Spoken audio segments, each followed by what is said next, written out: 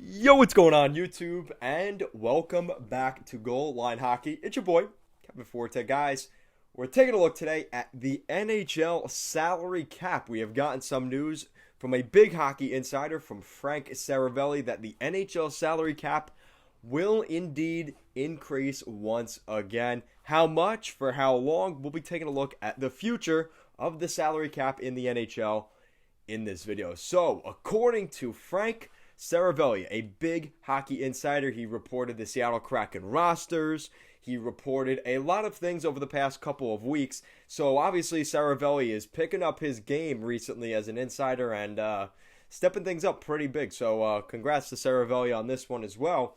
The NHL salary cap will climb $1 million next offseason from the current $81.5 million salary cap to next year's $82.5. So a $1 million increase. Now this is expected to trigger a lag formula for the NHL to eventually pick up the salary cap where it used to be, over the last couple of years up until the pandemic. We were seeing 2, 3, potentially even $4 million salary cap increases over the past couple of years.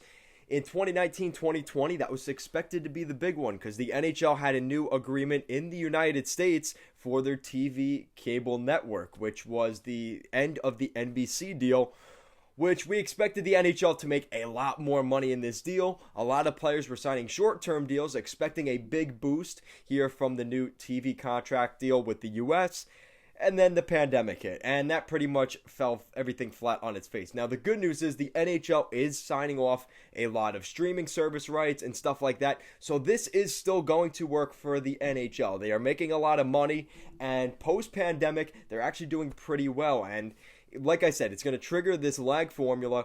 We are going to see a $1 million increase in the salary cap each offseason until the escrow balance owed to the owners is paid off by the NHL. The NHL is hoping to pay off this $1 billion debt that they have, hopefully by the end of the 2026-2027 season. The CBA will likely extend until then as well, the 2026-2027 NHL season. This is some big news for the NHL because we're used to an NHL where the salary cap increases a lot more than $1 million per year. But this is still okay. Like, this is one of those things where, honestly, the NHL was really hurt during the pandemic and everything that happened. Of course, everything has been hit by that. But the NHL seems to be bouncing back pretty well. They have a new ESPN deal in the States, which is a huge thing for the NHL. They also have deals with TNT. They also have streaming rights.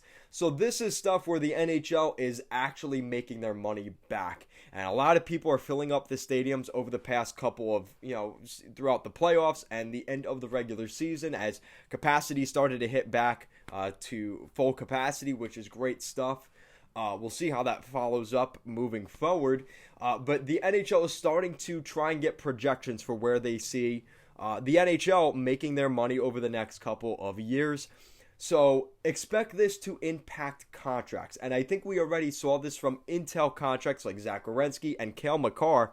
Expect guys to be signing as it gets closer 4, 5, 6-year deals. So that way when the salary cap goes back up and zoop, goes up 5 or 6 million, guys will be able to bank on that money and then go to free agency or restricted free agency, whatever they want to do, and they can make that new money that they all of a sudden just magically popped out of nowhere. So very interesting stuff. This is good news for the NHL. It seems like they're starting to get things back on track. I remember really at the beginning of the year we were talking about how the NHL salary cap could stay the same for the next 4 or 5 years.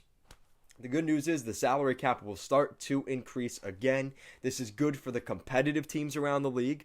Teams like the Toronto Maple Leafs, teams like the Arizona Coyotes, right? Because they're known to spend big money on free agents every year. Everybody wants to play for the Arizona Coyotes, so of course, right? They're an original 6 franchise, so that's just part of it. So the Arizona Coyotes are the best team in the NHL. I just want to make that clear. But this is good news for the league. Like I said, Gary Bettman for all the hate that he gets, he does have to take a decent amount of credit, as well as the owners for negotiating this and getting everything figured out.